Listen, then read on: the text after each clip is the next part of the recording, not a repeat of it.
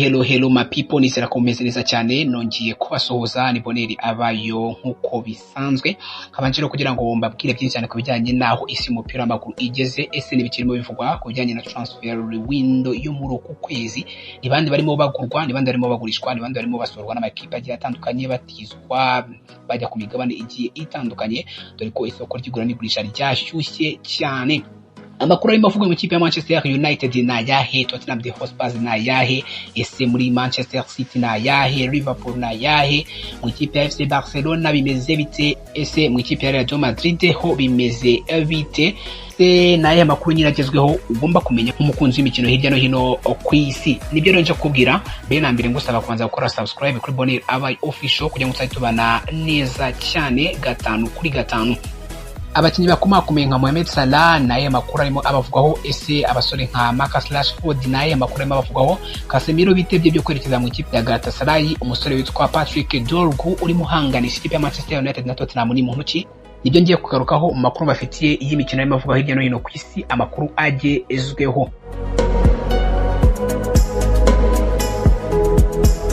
Reka tangire ku ikipe ya Manchester United n'ikipe ya Tottenham Hotspur. Aba bari mu rugamba rwo gushaka gusinyisha umusore witwa Patrick Dorgu, n'umusore w'imyaka 19 ukina nka myugariro w'ibumoso mu ikipe ya Ris yo mu gihugu cy'Ubutaliyani muri shampiyona yitwa Serie A. Uyu mukinnyi w'umunya Denmark, uyu nguyu yamenyekanye cyane nyuma yo gutsinda igitego hashize amasegonda 42 gusa yinjiye mu kibuga ku mukino we wa mbere mu ikipe y'igihugu ya Denmark ubwo bakinaga n'ikipe ya Switzerland mu mikino ya Nations League. Dorgu uyu nguyu ashobora gukina nka myugariro w'ibumoso cyangwa se wing back, kandi ngo kubera umuvuduko we n'uburyo akoresha neza impande z'ikibuga uyu bamugiranyije na Gareth Bale wahoze akina ikipe ya Tottenham Hotspur akaza kwivamo ajya mu ikipe ya Real Madrid, bikarangira amanikiye inkweto mu ikipe ya Real Madrid.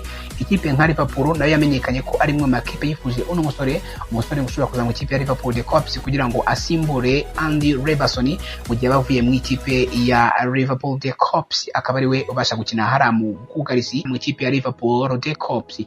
Tottenham Hotspur ikipe yaragerageje gusinyisha n'umusore mu Messi ishize, ariko ikiguzi cya $35 cyashyizwe n'ikipe ya Ris. Ikipe n'umusore akinira kimbogamizi hagati y'ikipe ya Tottenham Hotspur hamwe n'uyu musore w'umunya Denmark. Gusa hari amakuru mashya agaragaza ko ikipe ya Tottenham Hotspur noneho kuri ubu ngubu yiteguye kuba yakishyura n'amafaranga agera kuri $35 zose kugira ngo ibe yasinyisha uno umusore w'umunya Denmark, dore ko nyine ikipe ya Tottenham Hotspur ifite ibibazo n'umusore witwa Ben Davies ushobora kuba yava muri ekipe, dore ko amasezerano ye agiye kuba yarangira. Birumvikana ko rero Ange Postecoglou umutoza ikipe ya Tottenham Hotspur ashaka kuzana undi mukinnyi ukina inyuma nyiri ibumoso, cyane cyane kubera amasezerano ya Ben Davies agiye kurangira muri iyi mpeshyi uyu mwaka. N'umusore rero w'umunya Wales umaze igihe kinini akina ikipe ya Tottenham Hotspur. Umwaka wa 2025 mu mpeshyi amasezerano azaba arangiye mu ikipe ya Tottenham Hotspur, kandi ngo kubera kugenda agaragaza intege nke ndetse n'ibindi bigiye bitandukanye gashobora kuba nyine yasimburwa n'uyu umusore witwa Dorgu, umusore w'umunya Denmark ukina ikipe ya Rennes mu gihugu cy'Ubutaliyani. Amakuru agiye atandukanye aturuka mu gihugu cy'Ubutaliyani harimo nk'amakuru yatangajwe n'ikinyamakuru cyitwa Sport Media Set, avuga ko ikipe ya Tottenham Hotspur yiteguye gutanga ibishoboka byose kugira ngo ibe yasinyisha uno musore muri uku kwezi kwa Mutarama uyu mwaka wa 2025. Ku ruhande rwa Ris ikipe uno musore akinira ngo ntabwo bishoboka ko bazarekura uno musore mu gihe cyo cyose batabonye amafaranga bifuza, dore ko bifuza miliyoni zigera kuri 30 z'amayero, hakiyongeraho nk'ibizwi nka add-on uno musore agatagira agaciro kangana na miliyoni 35 zose z'amayero. Aya mafaranga rero ngo niyo bakeneye kugira ngo barekura uno musore yerekeza mu gihugu cy'Ubwongereza, haba mu ikipe ya Manchester United ikomeje kumushaka, haba mu ikipe ya Tottenham Hotspur iri kumwifuza hasi hejuru, ndetse no mu ikipe ya Liverpool Corps. Ikipe ya Manchester United igihura n'ibibazo bikomeye cyane ku mwanya w'abakinnyi bakina inyuma ibumoso, aho Diego Dalot kuri ubu barimo akinishwa nubwo atari we uhakina, kuko nyine asa naho ahingekwa n'umwanya arimo akina asimbura abasore bagiye batandukanye bahakinye, urugero nka Luke Shaw ndetse na Thierry Martial. Abangaba bakaba bari mu mvune, impamvu ishobora gutuma ikipe ya Manchester United yifuza nayo kujya mu rugamba rwo guhanganira uno musore. Kubera rero ko gushaka umukinnyi mushya ukina inyuma ibumoso asa naho yugarira biri mu byihutirwa ku mugabo uri mutoza ikipe ya Manchester United uyu munsi Ruben Amorim, biravuga cyane ko nyine uno musore w'umunya Denmark Dorgu yaba umukandida mwiza mu ikipe ya Manchester United, akabasha gufasha ikipe ya Manchester United kwitwara neza cyane, bimwe biri mu ntego za Ruben Amorim yavanye mu gihugu cya Portugal akajyana Old Trafford mu ikipe ya Manchester United. ikipe ya RC yo irashimangira ko idashobora kubangamira ibiganiro bishobora kuba hagati y'umusore n'amakipe agiye atandukanye akomeje kumwifuza mu gihe batanga miliyoni ziri hagati ya 30 na 35 z'amayero. Ibi bivuze ko aya makipe yombi, ikipe ya Manchester United n'ikipe ya Tottenham Hotspur twongeyeho n'ikipe ya Liverpool Cops, ashobora gutangira ibiganiro n'uyu musore bakaba bamwegukana imwe muri aya makipe igasinyisha uno musore w'umunya-Denmark.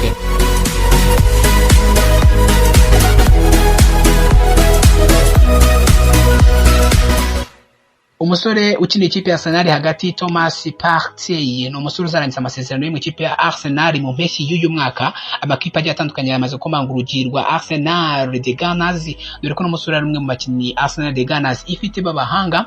Amwe mu makipe yakomanze urugi ni ikipe ya Atletico de Madrid yo mu gihugu cya Espagne, ikipe ya Juventus Turin ndetse n'ikipe ya FC Barcelona. Namwe mu makipe akomeje kwifuza cyane uno musore, bifuza kuba bamusinyisha amasezerano mu gihe amasezerano ye yabarangiye mu ikipe ya Arsenal mu mpeshyi y'uyu mwaka. Ese Thomas Partey azerekeza mu ikipe ya Atletico de Madrid, ese azajya mu ikipe ya Juventus Turin, ese azajya mu ikipe ya FC Barcelona iri kumushakira hasi hejuru, ese azongerwa amasezerano mu ikipe ya Arsenal?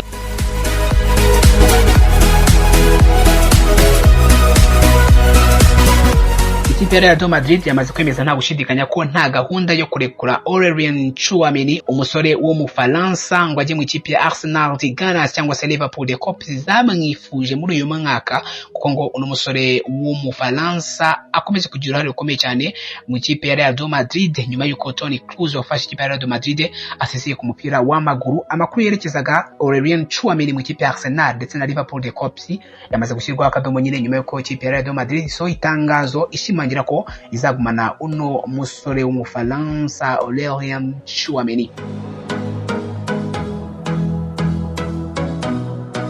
Mo Salah, rutahizamu wa Liverpool ukomoka mu Misiri, arimo kwifuzwa n'amakipe akomeye i Burayi, ari mu ikipe ya Juventus yo mu gihugu cy'Ubutaliyani ndetse n'ikipe ya Paris Saint-Germain yo mu Bufaransa. Aya makipe yombi garateganya gutanga amafaranga ashoboka yose kugira ngo yabasinyisha Mo Salah mu uyu mwaka w'imikino, ngo naramuka adashyize umukono ku masezerano mashya mu ikipe ya Liverpool Cops.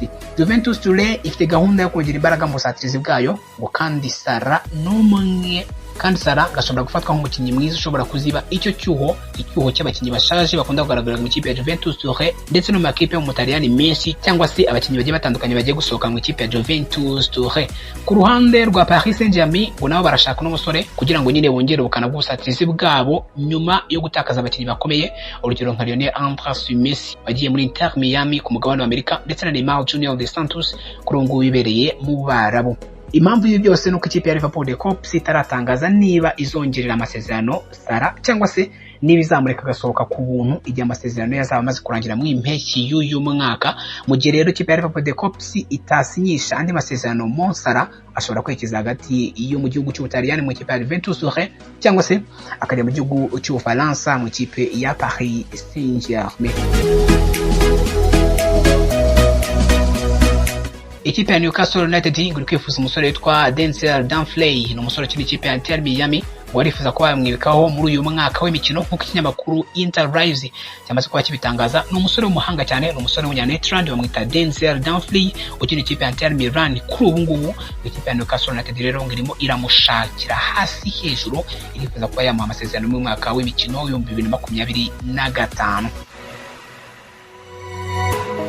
Umukinnyi ukina ikipe ya Nottingham Forest bamwita Anton Elanga wanyuze mu ikipe ya Manchester United, uyu nguyu yamaze kwemeza ko yavuganye na mugenzi we bakinana mu ikipe y'igihugu ya Swede bamwita Alexander Isak, nimero 9 w'ikipe ya Newcastle United. Bamaze rero kuba ngo bavugana ku bijyanye no kuba yakwerekeza mu ikipe ya Newcastle United avuye mu ikipe ya Nottingham Forest. Ni ikipe ya Newcastle United ikinira ku kibuga cya St James Park, ni nyuma yo kuvuga ko ashobora kugurwa amafaranga menshi amujyana i Tyneside hariya mu gihugu cy'Ubwongereza. Ese birashoboka ko umusore Anton Elanga asanga Alexander Isak hariya mu ikipe ya Newcastle United, nubwo nawe Alexander Isak bivugwa ko arimo yifuzwa n'amakipe yagiye akomakomera ku mugabane w'i Burayi, ibishoboka ko ashobora gusohoka mu ikipe ya Newcastle United. Mu gihe cyo cyose amafaranga yifuzwa kuri uyu musore Alexander Isak n'ikipe ya Newcastle United yaba atanzwe namwe mu makipe yakomeje kwifuza uno umusore mu kinyamakuru Football Scanner kimaze kuba kibitangaza.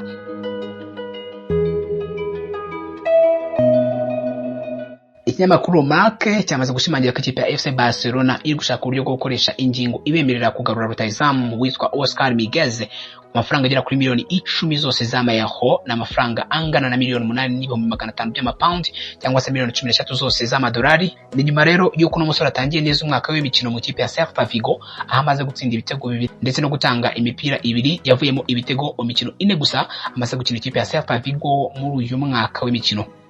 Nkomereje n'ubundi mu kipe ya Barcelona, ikipe ya Barcelona ngashaka guha Frank de Jong amasezerano mashya ariko umushahara wa Frank de Jong ukagabanuka mu rwego rwo kumisha n'umusore mu kipe ya FC Barcelona nyine kuko ngo bamukeneye cyane nubwo amakipe agira atandukanye urugero nk'ikipe ya Manchester United ndetse n'ikipe ya Bayern Munich mu gihugu cy'Ubudage zikomeje gupfukamira ikipe ya FC Barcelona kugira ngo babe bakibikaho uno umusore w'umuhanga cyane Frank de Jong wagiye mu kipe ya FC Barcelona avuye mu kipe ya Ajax Amsterdam yo mu gihugu cy'Ubuholande.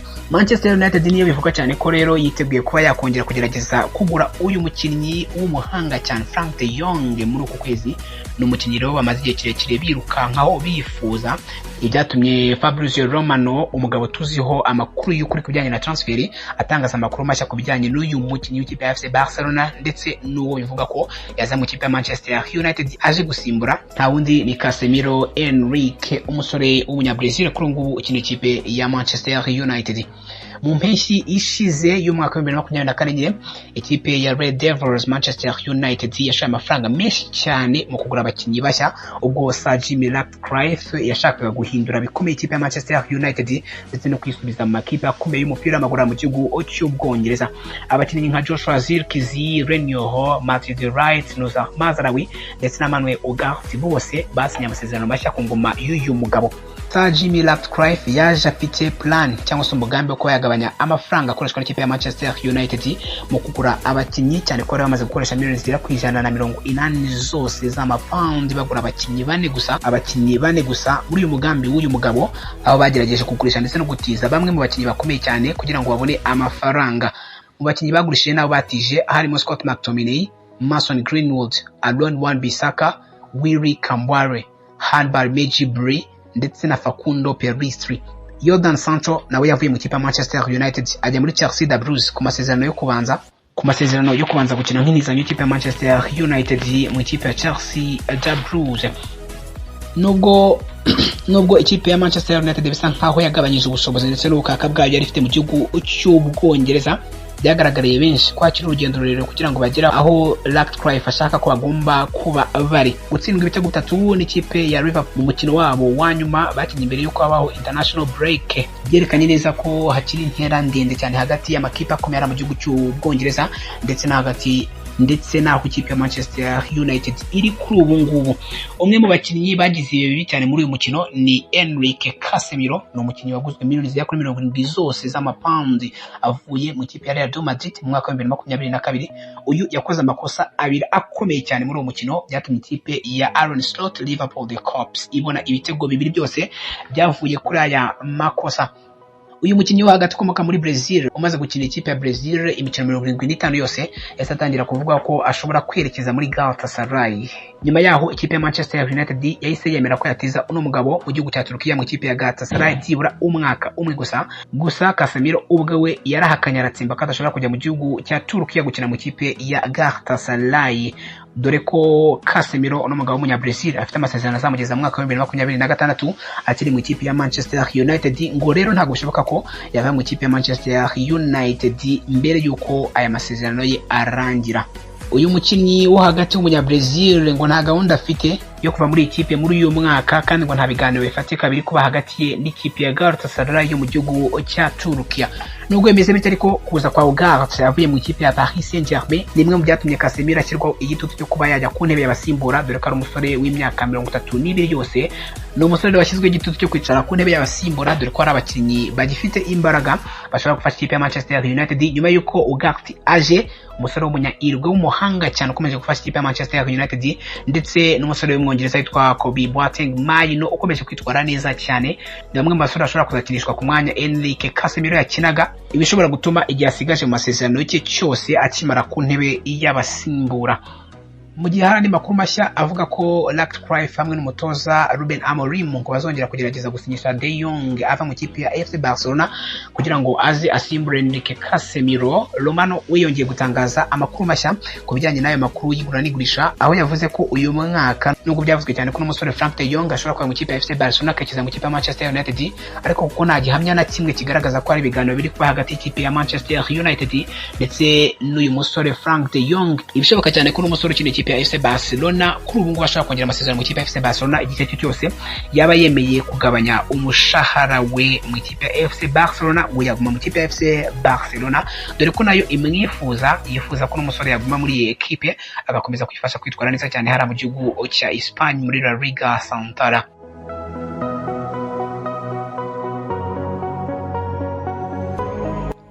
Bukayo Saka uri mu bihe bitamworoheye dore ko kuri ubu ngubu ari mu bihe bikomeye cyane nyuma y'uko agize hamstring, imvune z'imitsi. Uyu musore rero bikomeje kugaragara ko akomeje kugira intege nkeya cyane kandi ari umwe mu basore ikipe ya Arsenal ikomeza kugenderaho, ikomeza kwitwaza nk'intwari ishobora kuzabafasha kugera rimwe ku gikombe cya English Premier League dore ko amaze imyaka igera kuri 5 yose barwana no kuba batwara igikombe cya English Premier League, ariko bikaba byarakomeje kuba nka rya hembe ry'imbwa cyangwa se umurizo w'igikeri.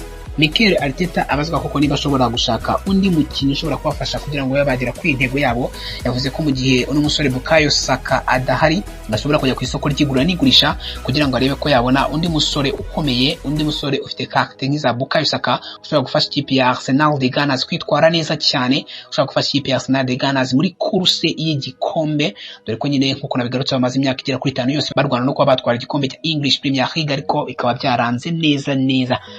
Nyuma y'uko rero Mikel Arteta avuze ko bashobora kujya ku isoko, hari urutonde rw'abakinnyi bagiye batandukanye bwagarutseho abakinnyi bashobora gusimbura Saka byihuse ndetse bakaba banahangana nawe cyangwa se batuma nyine aba competitive mu gihe cyose cyose yabagarutse, dore ko burya iyo mukinnyi afite abakinnyi barimo bahangana uyu mwanya kandi akabona ko abakinnyi nabo ari abahanga akora ibishoboka byose kugira ngo abe nimero ya mbere kuri uwo mwanya. Niyo mpamvu rero Mikel Arteta ngo yifuje ko yajya ku isoko akaba yagura abakinnyi bashobora kubamufasha mu gihe Bukayo Saka ataraboneka, ariko nanone ngo mu gihe yabonetse bakaba batuma Bukayo Saka aba competitive bagahanganira umwanya w'ibumoso wataka mu ikipe ya Arsenal.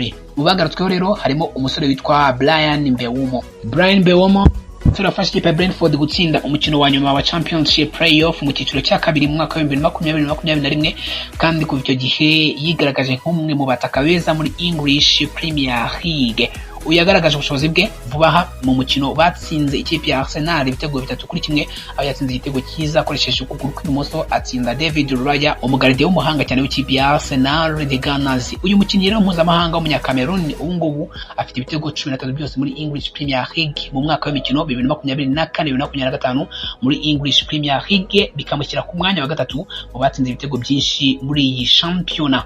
Umutoza wa Brentford Thomas Frank agaruka kuri uyu musore yavuze ko uyu mwaka w'imikino ushize ngo yagize intera runaka avaho ndetse akagira niyo ageraho, avuga ko ahamya ko umunsi umwe azakinira ikipe nini, ikipe y'ubuhanganye kurusha ikipe ya Brentford, ndetse ko atashidikanya kuba yagura uno musore mu gihe yaba afite ikipe runaka ikomeye, ikipe y'ubuhanganye, ikipe y'ubukombe y'abatozara mu gihugu cy'Ubwongereza.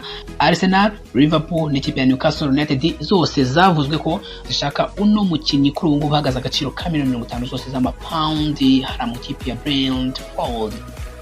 Nyuma y'uko ikipe ya West Ham United igurishije Declan Rice mu kipe ya Arsenal mu mafaranga angana na £105 zose z'amapaundi mu mpeshyi y'umwaka wa 2023, West Ham United yakoresheje amwe muri aya mafaranga maze igura uno musore witwa Mohamed Kudus imukuye mu kipe ya Ajax Amsterdam. Uyu mukinnyi w'imyaka 24 amaze gutsindira ikipe ya West Ham United ibitego 17 ndetse no gutanga imipira 8 yavuyemo ibitego mu mikino 62 amaze gukinira iyi ekipe. Uyu mukinnyi ukomoka muri Ghana ashobora gukurikira Declan Rice kuko kuri ubu ngubu mu masezerano ye harimo ingingo imwemerera kurekurwa ku gaciro ka £85 zose z'amapaundi. Gusa ikibazo cyakitambika mu mugambi wa Arsenal ibe yatwara uno musore w'umunyegana nuko iyi ngingo izatangira gukurikizwa neza ku isoko ry'igura n'igurisha ryo mu mpeshyi y'uyu mwaka, navuga hagati mu kwezi kwa 6 ndetse no kwa 7. Uno musore akaba bishoboka cyane ko ikipe ya Arsenal ishobora kumwibika mu gice cyose ikipe ya West Ham United yabigaragaje ko yifuza kurekura Mohamed Kudus. undi mukinnyi uvuga ko Arteta yabayifashishije mu gihe Saka adahari ni uwitwa Antoine Semenyo. Antoine Semenyo ni umukinnyi ukina ikipe ya Bournemouth. Bournemouth rero ni ikipe yatangiye neza cyane uyu mwaka w'imikino, kandi urebye usanga Antoine Semenyo ari umwe mu bakinnyi b'ingenzi bagaragaje ubushobozi bukomeye ku ruhande rwa Andoni Iraola utoza ikipe ya Bournemouth. Uyu mukinnyi umaze kugira uruhare rutaziguye mu bitego 7 muri English Premier League mu mwaka wa 2024-2025, harimo ibitego yatsinze ikipe ya Manchester City ndetse ikipe ya Manchester United. Ni umusore w'imyaka 24 gusa, nawe ari kwifuzwa n'amakipe nka Newcastle United, Liverpool, Arsenal ndetse na Tottenham Hotspur. Gusa Arsenal ishobora kugira amahirwe menshi cyane yo kuba yamwegukana, kubera ko Arsenal ngo yifuza kuba yabona umusimbura wa Bukayo Saka kuri ubu udahari kuri $85 z'amapaundi. Uno musore ngashobora kuba yava mu ikipe ya Bournemouth akerekeza mu ikipe ya Arsenal. Abajijwe nimba kwerekeza mu ikipe ya Arsenal de Cops ari inzozi ze nyamukuru, Semenyo yavuze ko akunda ikipe ya Arsenal cyane ndetse avuga ko abyifuza kuko ikipe ya Arsenal ari imwe mu makipe akomeje guhangana kugira ngo akine Champions League ndetse n'amarushanwa agiye akomakomeye ku mugabane Burayi. Ngo rero niyo ntego y'uyu musore witwa Semenyo kuri ubu arazwe mu ikipe ya Bournemouth. Rero ngo igice cyo cyose ikipe ya Arsenal yakifuza uno musore ngo inzogi zirakingwa mu ikipe ya FC Bournemouth. Undi musore bivuga ko yazara mu kipe ya Arsenal Nico Williams, kuri ubu ngubu afatwa nk'umwe mu bakinnyi bakomeye cyane bakiri bato beza cyane hariya i Burayi. Nyuma y'umwaka udasanzwe w'imikino 2024 yakiniye ikipe y'igihugu ndetse n'ikipe ya Atletico Bilbao hariya mu gihugu cya Espagne. Uyu mukinnyi ukiri muto ukina ku mpande yatsinze ibitego 8 byose, atanga imipira 19 yavuyemo ibitego mu marushanwa yose yakiniye mu mikino yose Bilbao, ndetse yitwara neza cyane mu mukino wa nyuma wa Copa del Rey, aho yatumye ino kipe ya Atletico Bilbao itwara igikombe cya Copa del Rey. Ni umusore wagize uruhare rukomeye mu gutuma ikipe ya Espagne itwara igikombe cya Euro y'umwaka wa 2024, atsinda igitego cya mbere mu mukino batsinze mu Bwongereza ibitego 2-1 ku mukino wa nyuma Euro y'umwaka wa 2024. Ni umusore rero ufite ingingo mu masezerano yo kurekurwa byibura ku giciro cya $58 z'amayero n'amafaranga angana na $48 z'amapaundi cyangwa se $59,500 by'amadolari. Kuri ubu ngubu ikipe rero nka Arsenal ikaba ibonamo igisubizo cyo kuba nyine yasaka abafasha Arteta mu gihe cyose Bukayo Saka ataraboneka. Undi musore byatekerejwe ko ashobora kuza mu kipe ya Arsenal kugira ngo afashe Arteta mu gihe Bukayo Saka ataraboneka ni umusore witwa Leroy Sané. Leroy Sané uyu nguyu yasakaje amezi 6 gusa ku masezerano ye mu kipe ya FC Bayern Munich, bivuze ko ashobora kugurwa ku giciro gito cyane dore ko nyine asigaje amezi make cyane mu kipe ya FC Bayern Munich. Uyu mukinnyi w'umudage bivuga ko ashobora gusubira muri English Premier League aho yamaze imyaka 4 yose akina ikipe ya Manchester City hagati y'umwaka wa 2016 ndetse n'umwaka wa 2020. Kujya muri Arsenal byamuhuza na Arteta aho ari umutoza wungirije Pep Guardiola mbere yo guhabwa ikipe ya Arsenal de Gunners. Sané abajijwe kuri ingingo yaravuze ati byaba ari byiza kujya mu kipe ya Arsenal de Cops, ati nishimiye kongera gukorana na Arteta kuko yamfashaga cyane mu kipe ya Manchester City, ati twagiranye ibiganiro byinshi byihariye ku buryo nakomeza kugira iterambere ryanjye mu mupira w'amaguru, imbaraga zidasanzwe ndetse no kongera intege zanjye ndetse no gukora cyane mu mupira w'amaguru. Ati nimwe mu byamfashije cyane, ati rero ndifuza ko twakongera guhura n'ubundi akongera kuntoza mu kipe ya Arsenal de Gunners. Undi musore watekerejweho ni umusore witwa Kingsley Coman. Kingsley Coman nanone ni umukinnyi w'ikipe ya FC Bayern Munich. Uyu nawe ashobora kwerekeza muri Arsenal mu gihe ikipe ya FC Bayern Munich yemeye kuba yamutiza. Amakuru aturuka mu Bwongereza avuga ko ikipe ya Arsenal ishobora kugerageza kumusinyisha kugira ngo abe nyine yajya mu mwanya wa Saka kuri ubu ngubu atari gufasha ikipe ya Arsenal de Gunners kubera imvune za hamstring. Uyu mukinnyi w'imyaka 28 amaze gukina imikino 9 yose abanza mu kibuga ndetse n'imikino 10 yose asimbuye mu mikino yose yakinwe n'ikipe ya FC Bayern Munich mu mwaka wa 2023-2024. Uyu ni umusore ukunze gukina ku ruhande rw'ibumoso asa n'usatira, gusa nubwo bimeze bityo mu kipe ya FC Bayern Munich yakinnye imikino igera ku 123 yose ku ruhande rw'iburyo, aho yatsinze ibitego 22 akanatanga imipira ivamo ibitego 27. Kingsley Coman aramutse agiye mu kipe ya Arsenal, ubushobozi bwe bwo gukina ku mpande zombi bwafasha Arsenal kumusimbuza Saka igihe azaba akiri hanze kubera imvune, nyuma yaho akaba yakoreshwa ku rundi ruhande mu gihe Saka yabagarutse mu kibuga. Urumva ko rero ikipe ya Arsenal yabigize amahirwe yo kuba nyine yabona umukinnyi usimbura Martinelli n'ubundi nawe ukomeje kugaragaza intege nkeya, imvune zidashira mu ikipe ya Arsenal de Gunners. Nimero ya nyuma urutonde rw'abakinnyi bifuzwa na Arteta nk'abasimbura ba Saka hariho umusore witwa Takefuso Kubo. Arsenal yifuza gusinyisha Takefuso Kubo, umusore ukiri ikipe ya Real Sociedad muri La Liga mu gihugu cya Espagne. Ni nyuma yo kugura Mikel Merino muri ikipe mu isoko ry'igura n'igurisha n'ubundi ryo mu mpeshyi yashize. Biravuga ko ikipe ya Arsenal yohereje ababishinzwe gushakisha impano karundura ishobora kuzigakira mu mwanya wa Saka. Babonye rero umusore witwa Kubo Takefuso kurungura umufasha ikipe ya Real Sociedad cyane hari mu gihugu cya Espagne. Uyu Kubo afite amasezerano arimo ingingo yo kumurekura byibura ari uko bahaye ikipe ya Real Sociedad amafaranga na miliyoni 60 zose z'amayero na amafaranga na miliyoni 49,700 byose by'amapaundi cyangwa se miliyoni 64 zose z'amayero mu cyari cyose habongereho ibindi bizwi nka add-on.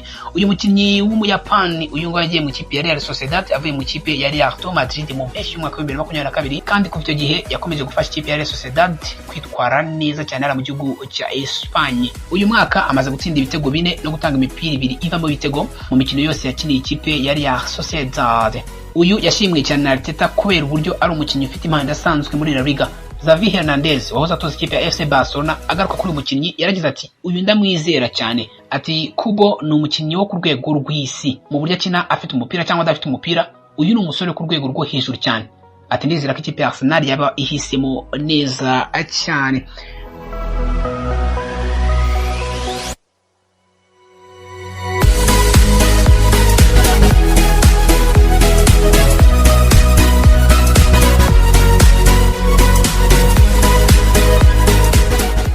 Myugariro wa Newcastle United umwongereza Kieran Trippier uyu nguyu barashaka kuva mu ikipe ya Newcastle United ikinira ku kibuga cyitwa St James Park. Ibi ngibi biraterwa n'amafaranga menshi cyane arimo atangwa n'amakipe agiye atandukanye, urugero nk'ikipe ya Galatasaray ndetse n'ikipe ya Fenerbahce. Ese uno musore byavuzwe cyane ko ashobora kuva mu ikipe ya Newcastle United. Igura n'igurisha ryabaye mu mpeshyi y'umwaka ushize, uno musore byavugwa cyane ko ashobora kuva mu ikipe ya Newcastle United akajya mu bihugu by'Abarabu, amakipe nka Galatasaray ndetse n'ikipe ya Fenerbahce. Kuri ubu ngubu ngo barifuza kuba bakura uno musore mu ikipe ya Newcastle United muri uyu mwaka maze bakamwibikaho.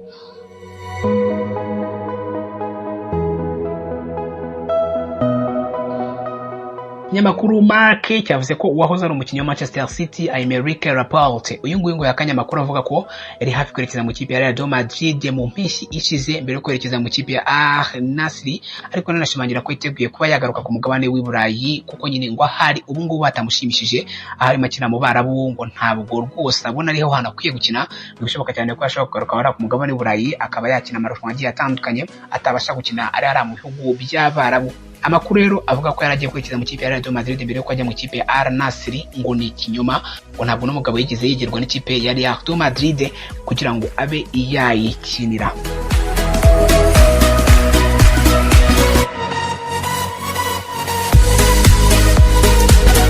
Ikipe ya Leicester City niyo urutonde rw'amakipe yifuza gusinyisha umusore witwa Yusuf Yazidi hamwe n'amakipe agiye atandukanye, urugero nka Everton ndetse n'ikipe ya Bournemouth barifuza gusinyisha uno musore w'umuhanga cyane. Umusore rero udafite ikipe kugeza ubu ngubu nyuma y'igihe yaviriye mu ikipe ya Lille umwaka ushize nyuma y'uko amasezerano yarangira mu ikipe ya Lille mu gihugu cy'Ubufaransa.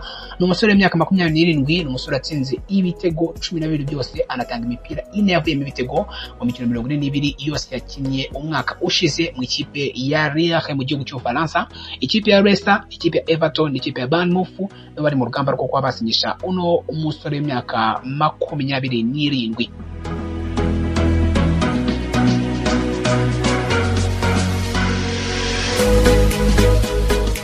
Ikinyamakuru The Athletic cyavuze ko ikipe ya Tottenham Hotspur n'ikipe ya Chelsea The Blues ngo bari kwifuza umusore witwa Jonathan David, nubwo uno musore ari mu biganiro byo kongera amasezerano ye mu ikipe ya Lille mu gihugu cy'Ubufaransa, aho uyu rutayizamu w'umunyakanáda afite amasezerano azarangira muri Kamena y'umwaka wa 2025.